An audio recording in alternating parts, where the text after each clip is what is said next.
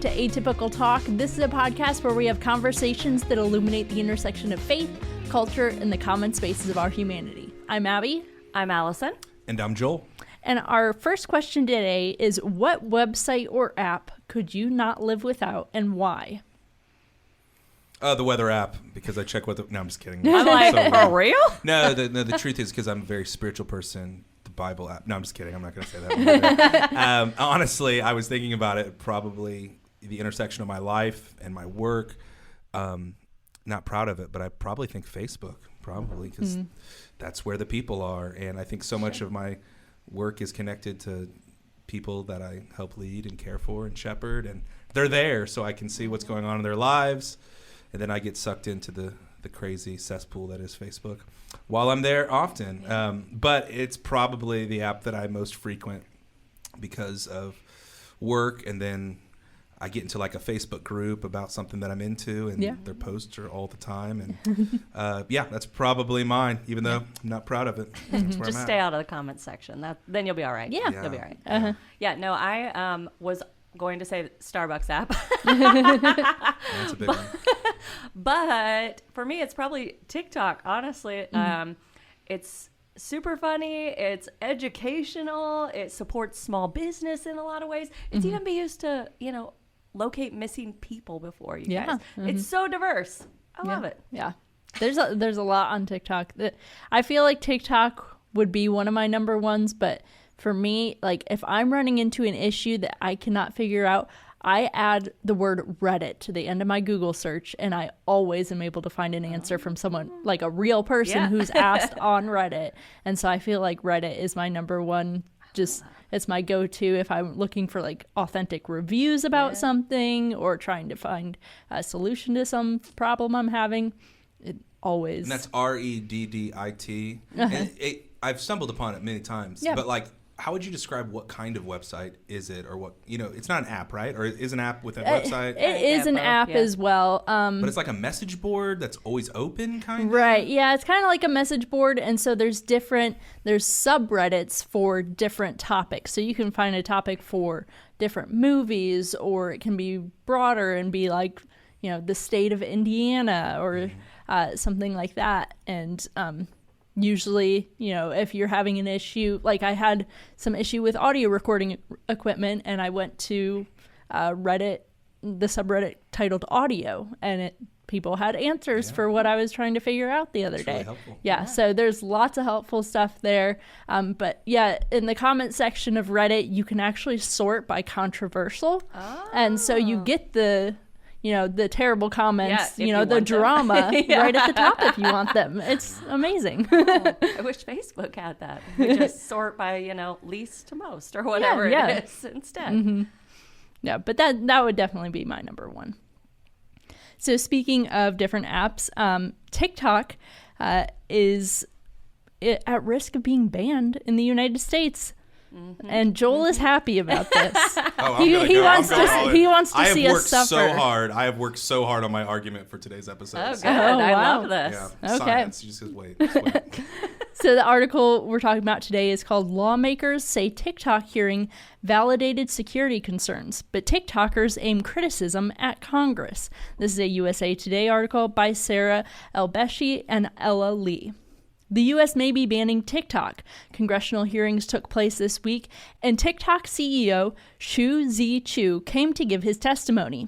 He received criticism from lawmakers saying he was avoiding questions. But on TikTok, many are pointing the criticism at the congressmen and women. Questions from Congress included, does TikTok access the home Wi-Fi network? Another asked if TikTok uses the phone's camera to watch viewers' eyes and boost videos that make our pupils dilate. Moments after the hearing went viral on the app, TikTok users criticized what they said was poor comprehension of TikTok and the internet. I don't think that they seem to get TikTok is really no longer just a place where teenagers do dances. It hasn't really been that way since 2018, Serberville added. The app has provided a space for users with a variety of interests and purposes, including the ability to promote small and local businesses, like Allison said. Some users have even managed to earn a living through the app. So, Joel, what are your hot takes about this since you have your list ready? Oh, man. No, I got so much entertainment watching TikTok style videos, probably like a Facebook Reel or something, about these hearings, because you did have people in their 60s, 70s, and 80s who had no grasp for how the internet actually worked, asking these like supposed to be hot take, mic drop questions. Like, no, that's not how this works. And so it's so embarrassing seeing everybody like asking these questions that really have no comprehension for how the internet works. And I don't know how the internet works either. I know enough to know that I don't know enough to make a fool of myself talking about it, honestly. So the hearings are kind of ridiculous, even though I would say that there are genuine national security concerns inside of this app. And I think it's great to question anybody who's behind the helm of something that has grown so rapidly and has, honestly, an unparalleled influence on people that we've ever seen with technology. The pace in which TikTok has grown makes Facebook look like a turtle crawling, and the amount of time that it is sucking and is designed to suck time. It sucks as well, but we'll get to that later. It's just, we've never seen this before in the species of humankind. And so I think there's really great questions. Some of the maybe national security concerns are the fact that TikTok is owned and operated by the Chinese Communist Party, who is the ruling party of China, who is the biggest competitor of America. You look at the way that TikTok is run in China, they're their own people. They have huge restrictions on the amount of time that teenagers and kids can even spend on TikTok. It's not available during the school day because they think it's so bad for their kids' education. And you look at the reality that there's no restrictions, no thinking about it in our country, and the people that are actually in the kitchen cooking it up are saying, we need to watch this. A lot of the content in China is not even available to teenagers because they think it's not good for their education. They think it actually does something detrimental to their neurological development. And in America, it's just whatever, let's just make it happen. So I think it's an interesting thing, and it's good questions to ask. If this is an adversarial government and they're saying, give this to America, give this to America, give this to America with no restrictions, but they put a ton of restrictions on their own people, there's probably something going on there. But outside of the national security concerns, just listening to what is happening in our current Gen Z millennials in their brains because of, and specifically because of the short clip video format is pretty frightening. People that actually study this, neuro scientists and psychologists have seen that TikTok is killing our brain. And it's not just the brand TikTok, but the style, the short form video is doing things to us that we don't realize. Over the last 5 years, and it's not just TikTok, but it really, TikTok has mastered this. The short 15 to 30 second long video, it slashes our attention span. Almost 40% from 6 years ago, our attention span as humans has decreased. Short-term memory is affected, where people are not remembering things like they used to at all because they're not able to focus on videos that are longer and longer video format. Outside of that, and this is all social media, but I think it's good to recognize that it's designed to be addictive. There was that Social Dilemma movie back in 2020 talking about the people behind these formats that are giving us dopamine hits by doing things like liking something or getting a like, and they're designed to keep us there, to where over 90% of all developers of these apps do not let their children use these apps until they're out of the home because they knew how the sausage was made, and they see it's addictive by design, and it time sucks things outside of us. It actually perpetuates boredom. Some brain psychologists or brain scientists say, because it robs us of the tools of dealing with our boredom, because we can always get another 15 seconds, another 30 seconds. But to me, the scariest part of what science is showing about the trend of just short video formats is that it's affecting reading skills. That people don't read anymore because we can scroll, and inside of that short video format, it gives us dopamine hits when we are seeing video and getting information that's entertaining quickly. Video will always be more attractive to our brains than just reading, because our brains are we have that process designed in our brains to where we have to slow down and read something, and it lags behind ever seeing video when we read. And so, teachers inside of, I think it was a study of 27 different local elementary schools across the country, are now seeing, in a course of a 18-month period of time, seeing reading skills much lower than it was before. And I think this all has to do with screens, the accessibility of screens, I thought I was just going to sit down and watch TikTok for 20 minutes, but it's been an hour kind of thing.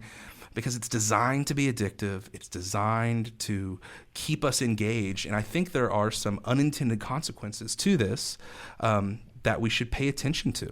I think in the New Testament, Paul's writing to a group of people in Corinth. And I think this is really appropriate when we talk about any kind of technology. In Paul's writing, he says that I have the right to do anything. You say, he's giving a little bit of an argument for the Corinthian people. It says, you say, I have the right to do anything, but not everything is beneficial. I have the right to do anything, but I will not be mastered by anything. And I think that idea of being mastered by something in technology it's an important conversation to have if you're a follower of Jesus, because technology in and of itself is not evil. There's nothing in it that has a moral compass. But when we walk to it and not realizing that our choices and our rhythms and how we use our time and our calendars, it affects us. It changes us. We can be mastered by something without even knowing it.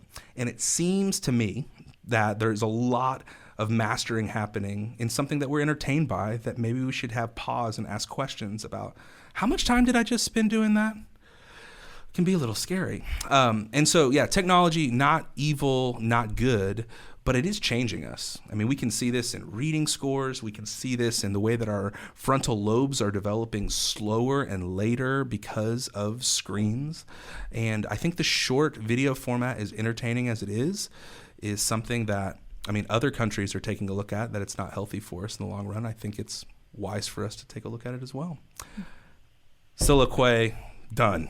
And all that being said, I really enjoy the format of short videos. Mm-hmm. I enjoy it. I just think that there are questions that we should be asking, and not just ending with, it's fun. But weren't a lot of those same questions brought up, like when video games were the devil, and you know what I mean? Like they were, but they weren't short form. WWE because so dopamine hits were longer released when you had to play a level that took you 12 to 15 minutes to do. So your end result, and then you're moving to the next thing, and you need another dopamine hit because they're so short that our brains create little shelves to where we need to have that hit again. And if it's done so quickly, we have to move on to the next thing. And so that's where the brain scientists are saying, because these arguments were made about television, these arguments were made about video games for sure, but they're not seeing the decreased reading skills, they're not seeing the decreased attention span at the rate they've ever seen it before because of the short video format. But also, I don't like this reading skills, that kind of stuff, totally understand. But I feel like elementary age kids, or those kids who are learning to read, aren't necessarily the ones that are scrolling on TikTok. They're the ones with the parents saying, here's YouTube. Here's Blippi or whatever, watch this. And so I don't know that, since this article was about TikTok, that is necessarily, I don't know. I can't see the correlation between TikTok and elementary age kids' reading scores unless their parents, which that then becomes a parent issue, not a TikTok issue. This is if you don't want your kids to fall into this trap of having this short video format or whatever, then that's your responsibility to take that away. That's not the government's responsibility to take that away so you're a better parent and your kids can learn to read. Like, that's my responsibility as a parent to read to my kids or make sure my kids are reading, that kind of thing. But we do things like that with we think societally about a lot of things that are, there are individual responsibilities. Your kids shouldn't be drinking, but we have laws that say you cannot do this at this point because we think of, now, the parents should do this, but we societally put this over. Seatbelt laws, another example of this, right? You should have your kids in a seatbelt, right? But we have laws in place because we think of the overall damage that it can do to our society, needs to override the personal choice that you have in this moment. So I think we do that with lots of other things. And the Surgeon General just last month actually came out with a recommendation that social media should be banned for kids under the age of 16. All social media. All right. That's in America, which is like a shocking headline, a shocking thing to consider. But this is looking at the science, looking at the trends and the uptick in all these things that we've never seen at this pace before, trying to say, well, yeah, there should be personal responsibility in this for sure, but there's a societal danger that the powers that be think that we need to look at. But do you think that's why they want to ban it? Or do you think they want to ban it because it's more of a freedom of speech censorship issue, because these lawmakers that were having this conversation were all up in arms about the videos about them having this conversation because they didn't think that that was a thing that should be on TikTok? Like, people were making TikToks about this conversation and they were mad. And so for me, then that becomes why are you mad? Like, why are you mad that people are making videos about it and that have differing opinions than you? Because if that's why you want to ban it, then we've got a totally different conversation going on. That for me is not okay, because it's okay to have differing opinions. It doesn't mean that you then get to ban the platform that I'm making my opinion on. Right. Because then what's next? Like, this just becomes, for me, kind of a rolling snowball, because, you know, there's lots of different businesses that we have in China, Apple, Tesla, like, so you start banning things. They're not owned by the Chinese Communist Party. They have operations in China. But I just feel like this can also, like, everything can just escalate. And so I don't know. I get where national security is important. Do not get me wrong. I'm not, you heard it here first. You heard it here first. I don't want anybody to walk away and be like, Allison doesn't care about our national security, you know, that kind of thing. I feel like there are a lot more important issues, honestly, that these Congress people could be having during this session. Like, there's literally still a war raging in Ukraine. There's school shootings literally every single month. So I feel like, for me, social media and TikTok or whatever is so far down on the list of things that we should be spending our time worrying about. But that's, again, just me, and, you know, everybody is welcome to their own opinion. But again, I think if, you know, it's a data breach issue that they're worried about, then they need to look at all social media platforms, because they literally, I mean, Facebook has been hacked multiple times and people's data has been out in the universe. So, you know, I don't know that it's a TikTok issue necessarily as it is like a all social media type issue. But that's, again, just me. I mean, there's a conspiracy theory going around that what's Zuckerberg's paying off the Congress people to have these conversations, so everyone moves to Instagram and Facebook. Yeah, which, again, to pick on TikTok, it's only because it's the fastest growing thing we've ever seen in technology with the internet. But I mean, Instagram has their own version of these things. The Reels, and then Facebook does are they both called Reels? I don't know. I think they are. Yeah, whatever it is. But, like, you know, they're all using it because I think, and again, it's insidious that you see them all using it, because they realize how effective it is in time suck, how effective it is in, you know, if they like this video, then you need to feed them more videos just like this, which can lead us to echo chambers and only hearing opinions from people that we like, and we watch more of their videos, which doesn't get the other side. I mean, it's not just a TikTok thing. I'm pulling back far enough to think that the short form video reality is killing us, and it's everybody. And I want I want to live in a country where reading comprehension is going the other direction, not this direction. And if science is telling us that part of this is because there's so much of a time suck, and it's designed to be a time suck, and it's designed to give us a shorter memory, so we don't want to read. That scares me. So I see the danger in the format more than the company of TikTok, even though, let the record show, I care about national security as well. The record states. Yeah. So our second article today is one that Allison sent me. It's an article from today by Randy Richardson titled "Early Bird Jamie Lee Curtis Says Musicians Should Have Concerts During the Day." Jamie Lee Curtis talked in this interview about how too many events are held way too late. She skipped out on the Oscar nominees dinner this year because it started at 7:30 p.m. Which I love that so much. Like, Yes. go her. I'm in sweatpants by then. Exactly. She said she prefers to be in bed by 7 p.m. and up at 4:30 a.m. She likes the peacefulness of waking up before everyone else. She then got onto the topic of concerts, asking why concerts don't ever offer matinees. I would love to go see Coldplay. I would love it, she said. The problem is I'm not going to see Coldplay if they start their show at 9 p.m. and there's an opening act. I want to hear Coldplay at 1 p.m. Same, girl, same. Yes. So would you guys go to a matinee concert if they were an option? I 1,000,000% would. Yes. Obviously. I'm the oldest person in the room. So, and that's okay. I own that. But I don't like to drive at night. I have an astigmatism. I can hardly see. Okay, I'm old.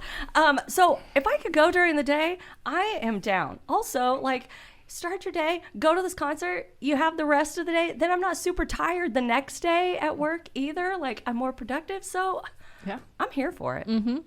I always, if I have the option when I go to like a Broadway show or something, if I have the option for a matinee, I'm going with that. Yeah. Like, I want to be out of there and the sun's still out and Yes. I'm not exhausted. I know. I love that. Okay, Joel, you're the concert Oh, goer yeah. here. So sad. So sad. Now, I mean, I would go see a matinee depending on who the artist was. Yeah. And sometimes at music festivals, they're playing all day anyhow. Yeah. So I got no problem with that.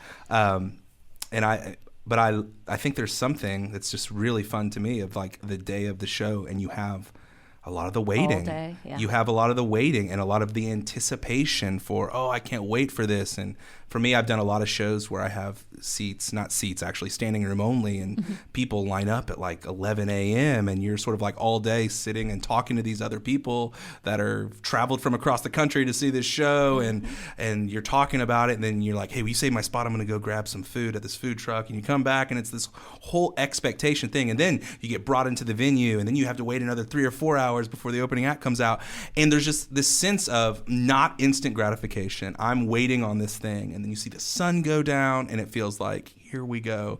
It's part of the whole experience for I me. get that. That, you know, I think so much of our streamable, on demand, give me what I want when I want it culture, this is one of those things that you still have to wait for. And I think the wait makes it even more exciting when it happens. Now, my wife would tell you a completely different story. She's like, I never want to do another She'd general be down admission for a thing. matinee. And I will say this, like, I love the feeling of the next day being so tired and being able to take it slow.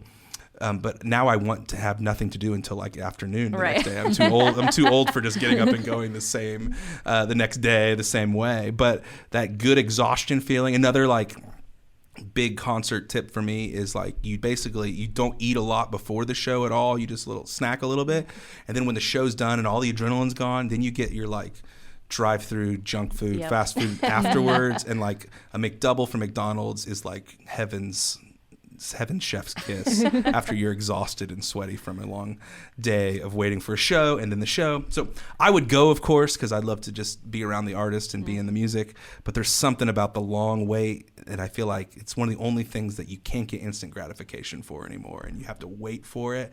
And it's sweeter, in my opinion, because of it. Well, just think, like when your kids are both in school, you could go watch a concert while they're at school and not have to pay a babysitter or anything. Like this could be a But I'm game supposed to be changer. working during that time. You get PTO. You can take the day off to do things you enjoy and not just, because you have appointments and Oh, stuff. man. Yeah. So I get from a production standpoint where like having it in the evening would be, way Better. the allure of it, would be better. But I also think about too, like people that work like second and third shift, like right now they have to take the day off to go to a concert anyways, and this would be better for them. Yeah, So look, yeah. it could be better for everybody, Yes. not just old people like me. Would you go to a matinee? Oh yeah, definitely. Yeah. I do enjoy, evening concerts when it's outside and you get to see the sunset and it's the summer and it's starting to cool off as the sun's setting and stuff. I do love that, but no, I would love to be able to go in the middle of the day and not be exhausted the next day. Especially since, I'm This is working so in not a rock church and roll. now. And We are not Yeah. rock and roll. absolutely not. So our next question is, if you could have a robot that could do any task for you, what would it be and why? Pick up toys. Without even hesitating. Yes, I did not have to think about this for 7 seconds, because after we have the battle of bedtime every night and getting finally both of our boys, our 2-year-old and our 4-year-old, to bed, and it's like, then you look at the house and you're like, how did they destroy it so quickly? Oh no. And if I could tell a droid or a robot, go pick it up and put the toys in the order that my wife likes to see them in the toy room, in the way that it needs to look, and I just could sit there and watch it, I would do it. We got a Roomba for Christmas, DJ Roomba at our house, and just the fact that we're not vacuuming every night is it's a game changer in that. So if I could have something pick up toys and put them back, and all the little Lego pieces all in the right thing, oh man, it would be a really incredible thing. Game changer. Bring it on, Zuckerberg. I couldn't actually think of anything at first because I was like, I have no idea. And then I started thinking too, like when my kids couldn't drive, if I could have had a robot that could have like taxied to go get them from practices or school and take them to the next place they needed to be, like that would have just literally changed my life as far as time goes. Now, I don't know. I almost feel like I would like a robot that could like pull weeds, or I've seen almost like a yard Roomba. I don't know what they're actually called, but I've never actually researched them. But there is a person in my mom's neighborhood that has what looks like a Roomba that mows their yard for them. I've seen those. They're like $2,000. They They're are ridiculous. $2,500 an auto mower. I just Googled this. Yeah. Yeah. Oh my No. gosh, that's amazing. But surely It's got GPS it functions. dies within an hour. Yeah, or I so. don't know Yeah. what its battery life is, but it also can't pull weeds, I don't think, which I would want it to do as well. Yeah. So, it needs to be multifaceted. Dude, these for are me. getting popular. Roomba has a style now too. Oh, I'm sure. It looks just like the Roomba. This I don't one know what that I they would do have if in I the just neighborhood. like drove by and I saw this robot. Oh, it is very bizarre, but also Yeah. I just think I know it's a, older lady's house too, and I'm like, well, good for her, man. Like, this is awesome. Yeah. What about you, Abby?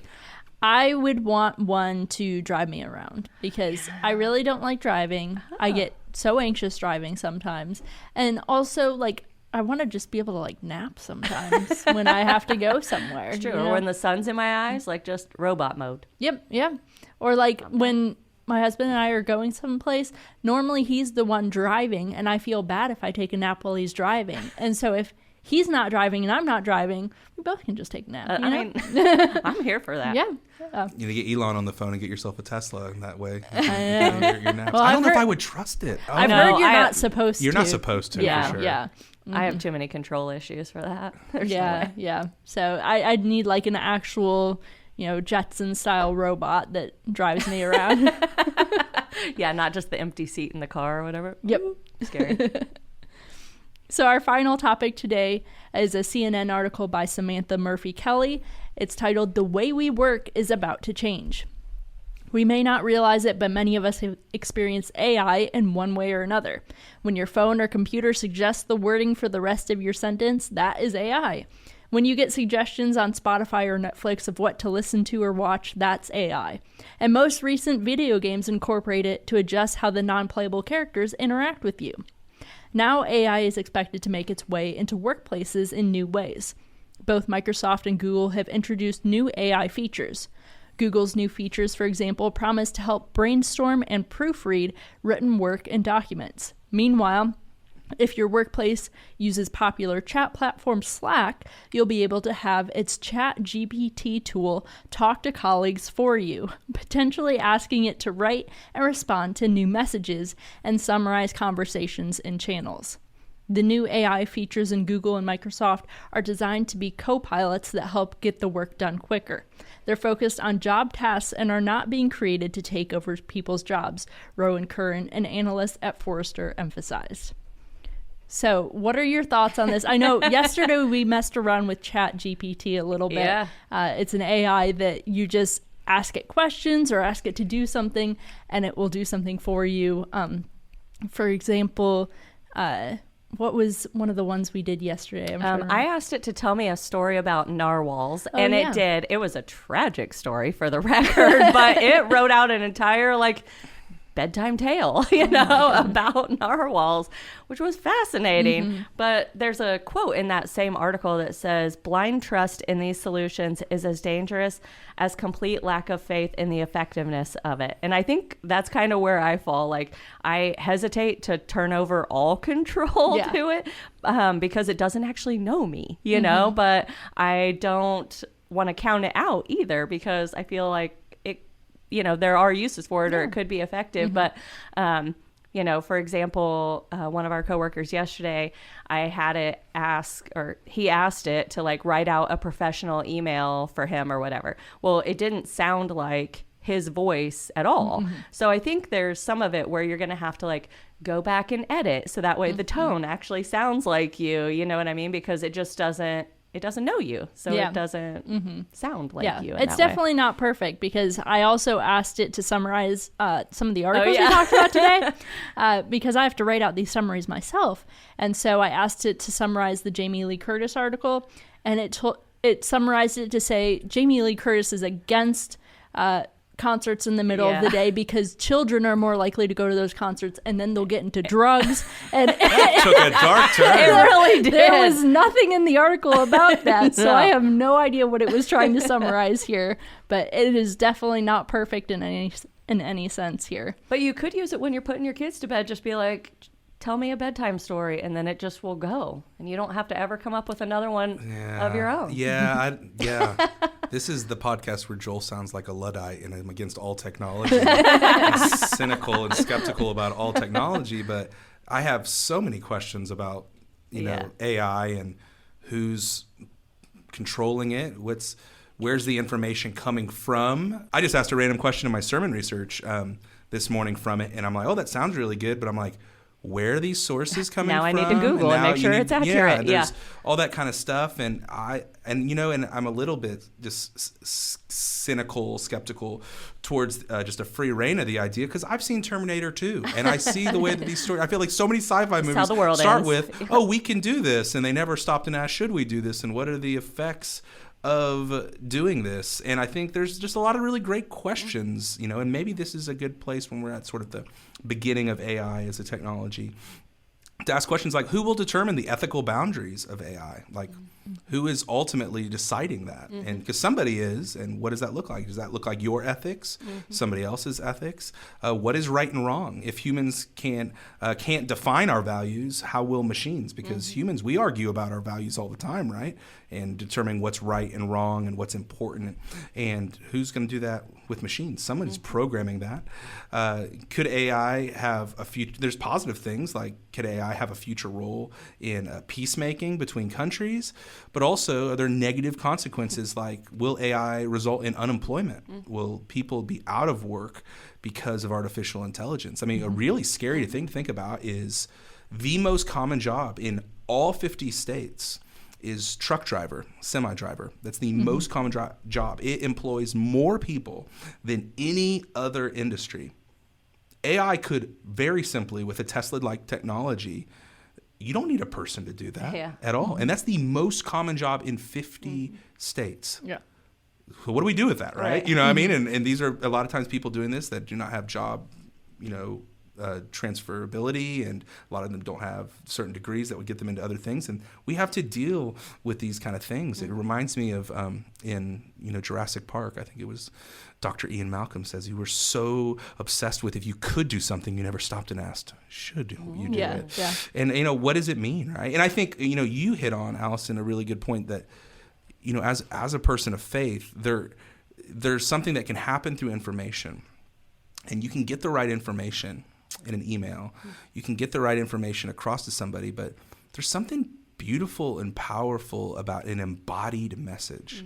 Like me sitting across the table from you, making eye contact with you, you reading my body language, my emotions, and truly listening to another person and them hearing you. I mean, I think there's something deeply powerful about that. I mean, just from like a bird's eye view, think about the way in the Christian story that God sent his son into the world. It wasn't with a divine decree written up in the sky. It wasn't just a paragraph. It was a person that could relate to other people in this embodied message. This is why many people, and I have been moved and challenged through a sermon that I've seen on a screen on my laptop or a video teaching in a church, but there's something different about an embodied messenger in front of you, pleading and sharing and joint laughter in a crowd compared to when you're laughing just watching a screen. There's something powerful about an embodied message. And I think that as far as AI will go, there's something we'll always be longing for, someone in front of you in a human body communicating with you. And I think as far as we go, that's going to be an itch that we're going to need to scratch one way or another through human contact. And so I joke about the fear thing, but I'm not fearful that like this is like nudging God out or this is going to lead us to some kind of apocalypse, because I think there's a lot of really awesome, powerful things that can come, beautiful spiritual things, kingdom things that can happen through AI. I mean, one article I was reading suggested that AI could translate the Bible into any language at any time in real time. Oh, wow. AI could develop a unique way to share Jesus with those who have a disability in a way that they are not able to hear the message from the direct messenger. It could identify and intercept people considering suicide or harm and share hope in the moment through AI. It can answer any question about faith at any time on certain kind of platforms that are right there. It can introduce people to Jesus and connect them to a local church using your like location services and understanding, hey, you should try to meet somebody here. I mean, there's all these different things that could be beautiful that comes from it. But I hope that we slow down and we ask some good questions about it as well, and not just be enamored with what it can do, but be like, okay, what is human and what is the difference between AI and an embodied soul as a human being? And I think those are important questions that I think people of faith, followers of Jesus have a unique opportunity to ask those questions and not lead in a fear-driven way, but in a let's elevate humankind and what it means to be human, and not be like, we're moving past that. We can just do the Inception thing and just plug in and let our avatars do everything else, right? Yeah. Well, that's all that we have today. If you have any questions, you can email those to atypicaltalkpod@gmail.com. You can follow us on Instagram and Facebook at atypicaltalkpod. Make sure to subscribe on your favorite podcast platform. We hope that these conversations today have helped you think wider, love deeper, and partner with God to bring the up there down here in your everyday life. Thanks for listening.